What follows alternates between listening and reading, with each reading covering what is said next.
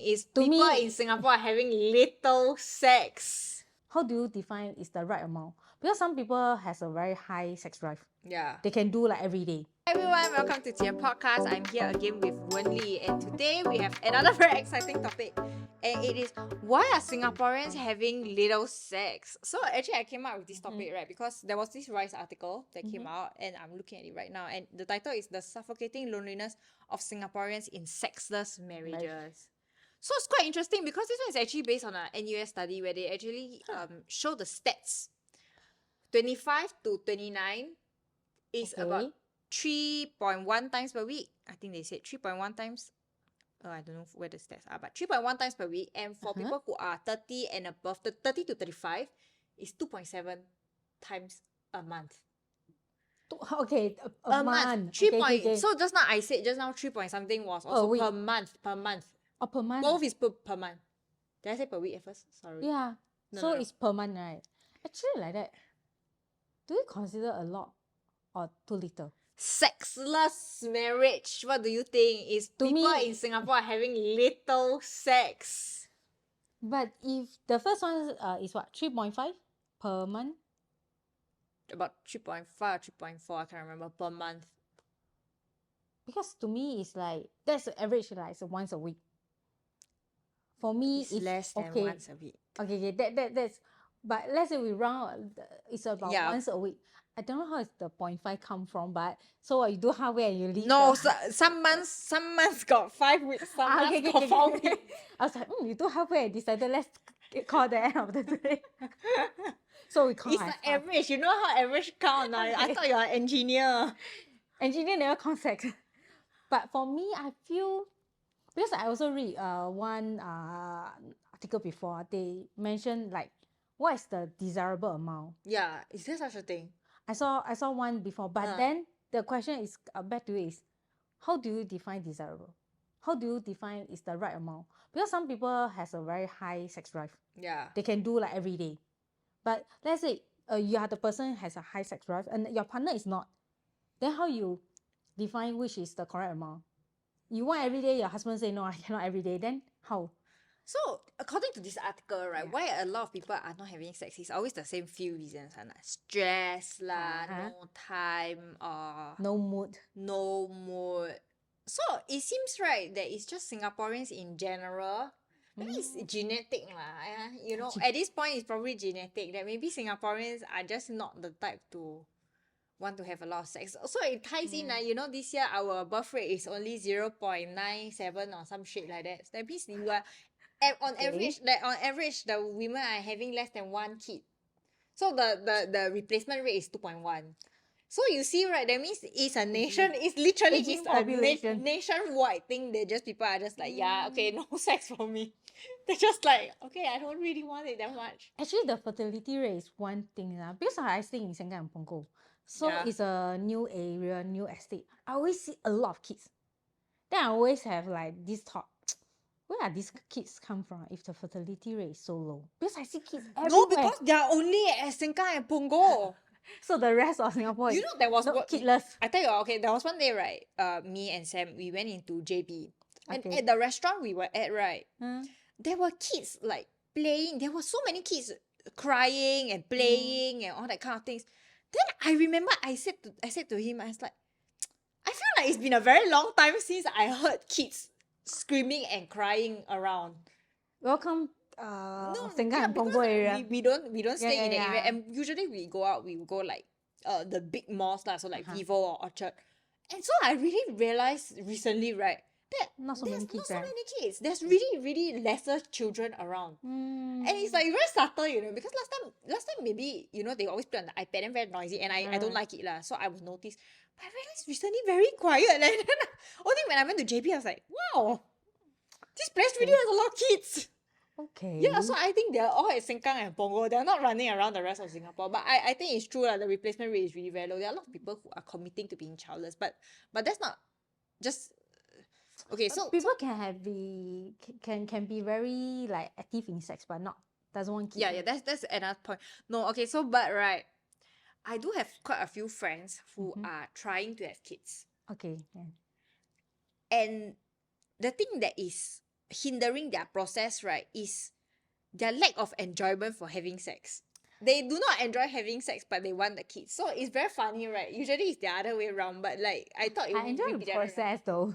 Yeah, Not but the no, but so that's why when okay. I heard it, right, I was a bit surprised. I was like, oh, I didn't know that So they really do it just to it have kids, become like such a burden, or it become like such a, like a work. yeah, now I have to do. So it's like based on like the ovulation kind of thing that you schedule. That's so sad. It is. It I is. feel that would be very sad if I happen to end up in that situation. I don't want. I still enjoy, but for me personally, I feel like I remember last time I was complaining to you. I was like, wow, I think when I was 20 plus, my sex drive is a bit high, but not like I need to do every day.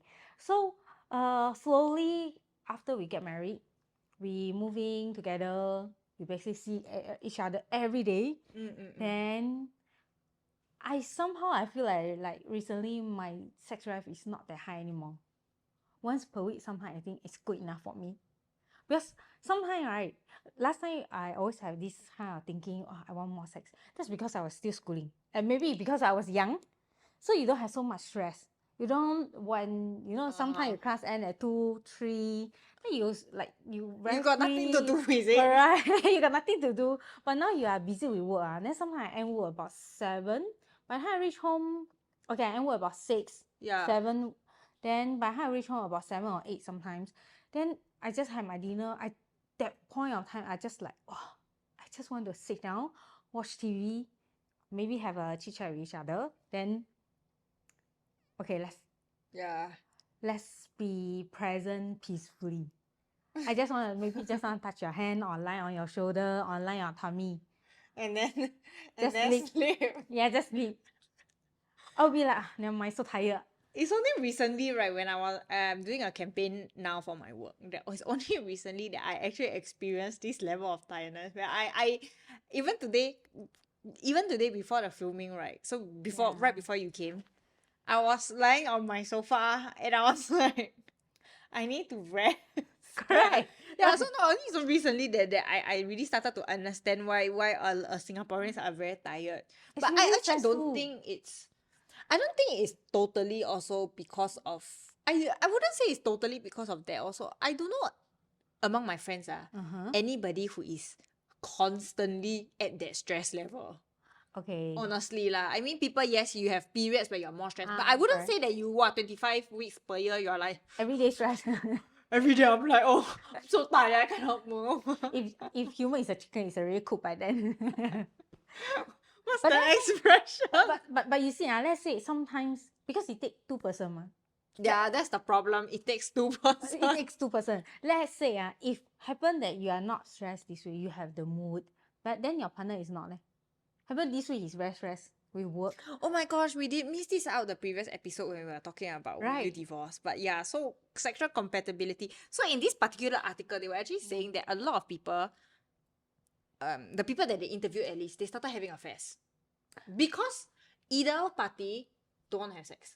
Okay. Oh, so actually I thought that was a quite interesting thing because I was seriously wondering, right, if one day I have such low sex drive, because in some of these people in the article, they really only have sex once. I can't remember, it was once 6 months or something like that. So it was virtually they're not doing it. And it's kind of like, I think one of the guys said it was like his birthday or something, and it's like, wow, bo pian, that kind. Then the wife kind of like bo pian, then do, but like bo pian. Oh my god, sounds so sad already. Yeah, no, but it has reached that stage. So if I am the wife, right, of this person, would I feel like, yeah, actually then just go and have affair lah. Just 去外面找. Would I feel very, would I find that it's you feel guilty acceptable? You cannot fulfill his desire, exactly. right? Because like you said, right, desirability is very subjective. But the thing is, once every 6 months is too much lah. That's a level that you need to visit doctor already.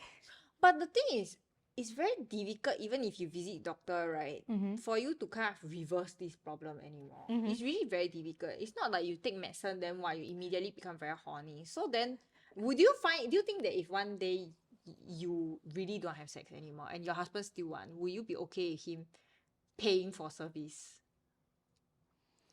You don't say affair lah, okay? The affair one cause emotional involved, but pay for service. You mean even to a point that I do not even want to help him? Hand job, other nothing. purpose.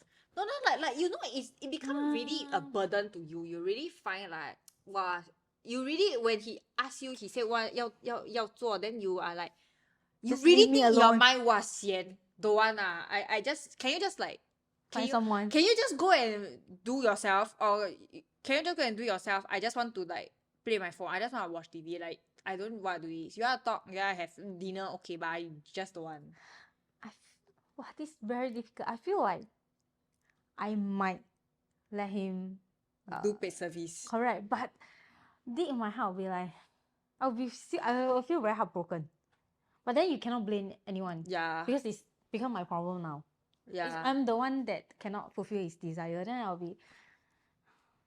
I forgot to ask that in the previous episode. Never mind, it's good to discuss now. I think I might leh. Yeah. But I don't know, I feel like this is this cheating already? Okay, I would say if you agree to it, Yeah. then no lah. Because he already asked you, I already tell you, and somehow, okay, I think it's one thing if they bring it up, they say, hey, if you don't want, I want to go and find. But if let's say you really feel like, I really don't want to, and then you think about it and you just suggest like, then Okay. I wouldn't say it's cheating lah, especially if you Okay. suggested it, what? But still very heartbroken eh. That's so heartbroken in a way. Then it's the same idea. Let's say if your husband really want to have kids and your health condition, you cannot have kids. Will you ask your husband to, okay, let's say, other than adopt a kid, or let's say you allow your husband to have kid, No, no. I think this cannot have children one is a different story.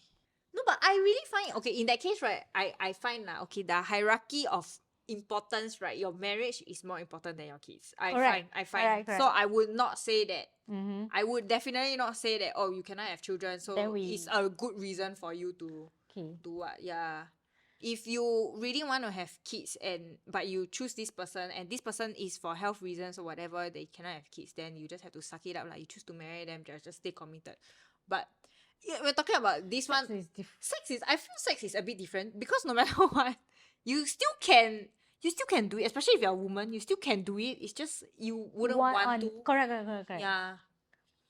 Hmm. Men also, you just take some medicine lah, but then it become very like, how about no feeling, you know? But let's say if you do sex but you don't have the passion, the desire, you should just do it.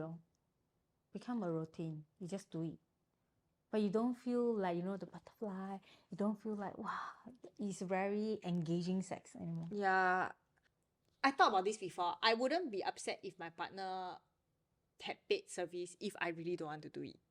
Okay, that one is because you really don't want. Yeah, really I wouldn't find that. I wouldn't be because you cannot limit. Upset. Yeah. Because.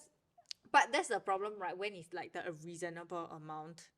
Like if let's say this person, so one of my friend, right, he really said that there's this guy that he want to have sex 8 times a day. But he really got a problem. I don't know whether it's addiction or what. High sex drive? Some sex addicted? Yeah, I think so. So he does it 8 times a day. Obviously, girlfriend cannot keep up with this 8 times a day. I think not a lot of people in this world can keep up with that. Yeah, but then like, so I'm just saying like everybody's level is different. Yeah, correct. Yeah, everybody level different. People go for a relationship consultant, but I don't think a lot of people will go for sex consultants. Right.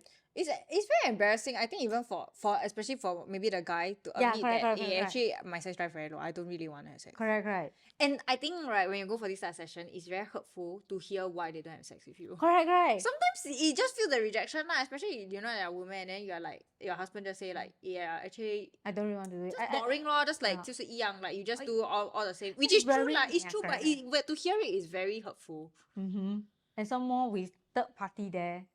Yeah. To witness the whole thing, then to. I'm quite curious actually what they can offer. Because like every consultant is a like different. Because recently I watched this Taiwan entertainment show. There's this 许博士. So apparently she's a master in sex consultant. She's a master level. Then she do this she provide this kind of sex consultation service in Taiwan. Then a lot of people she also mentioned for Asians, even though couples have issue, they don't dare to approach her.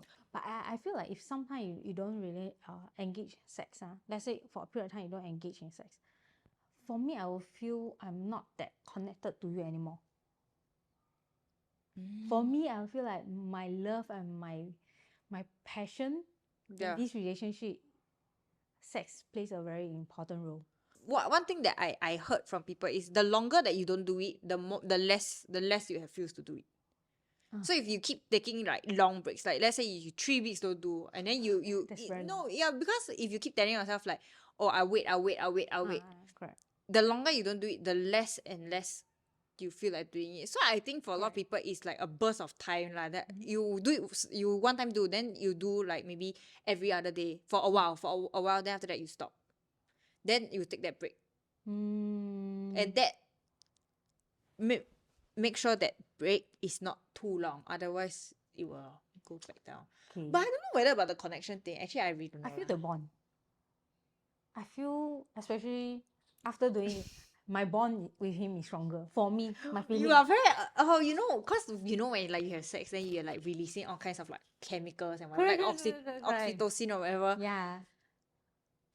I guess you feel it very strongly. I think so. I don't feel it immediately, I really don't feel it immediately. Actually, I have not. I don't think I have gone long enough to feel the effects without. For me, it's very effective. So after we do, I will feel more like 小女人. I will love him more. Then whatever sometimes he say a lot of nonsense, I will be like, I roll my eyes. But you will tolerate it more. I will tolerate more. For me, I will like to hug him, kiss him. Then really like, wow, I love you so much. But then I really don't feel like it makes a difference to me. I feel like different after I'm the same. You're a very consistent person. Yeah. No, the only thing that affects how nice I am to my husband is my PMS. That one affects a lot. But PMS doesn't really work that significant on me. I don't feel that significant difference. Oh, yeah, we're different lah. Yeah, for me it's the PMS. The PMS period, I know when he says something stupid, I'm like. Then this brings to the same topic about the marriage. Let's say you're together with this person, you don't love anymore. You don't do it. You don't do it at all for the, let's say, rest of your life. Bye. Right. Because just now we talked about whether let's say you don't love the person anymore, will you just continue this relationship or will you divorce? But now you think about it, you don't love already, you are like roommate, you don't even have sex then. Right? I don't think. I don't know. I